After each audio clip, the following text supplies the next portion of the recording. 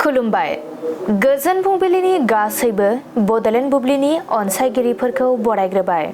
दिनै 30 नभेम्बर रबिबारनि फान्जामुथिखौ फरायथिनो लादों आं उदांस्रि मुसाहारिया। फान्जामुथिनि गिबियाव दं मेष राशि।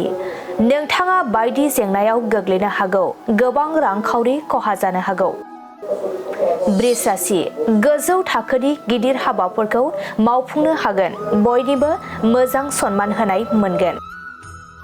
मिथुन राशि। नखराव जानाय दावराव दावसिफोरा जोबस्रांगोन, सुखु गोजोनै सान बारहोनो हागोन।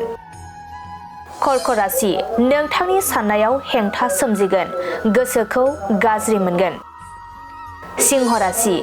बहाबाफोर थाङोब्ला जोबोद गिदिर खैफोद सोमजिनो हागौ, गोसोआ जोबोरैनो गिखांगोन। कन्या राशि।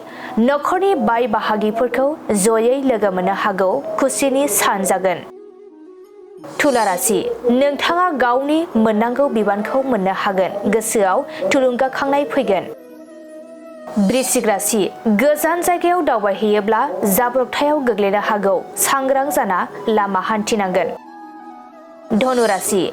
नाजाथाबनायनि गेजेरजों जाफुंसार जानो हागोन, नोंथांनि जाफुंसारनायखौ सुथुरा मेगन सागोन। मकर राशि। गोसोआव मोजां साननाय हनाय सोमजिगोन, गोथार खामानिफोरखौ मावफुंना लानो हागोन। कुम्भ राशि। साननायफोरा आद्रा जानानै थागोन, गोसोआ जिंगा सिबाय थागोन। मीन राशि। आखायाव रांखावरि फैगोन, जेखि हाबा मावा मुलाम्फा जागोन।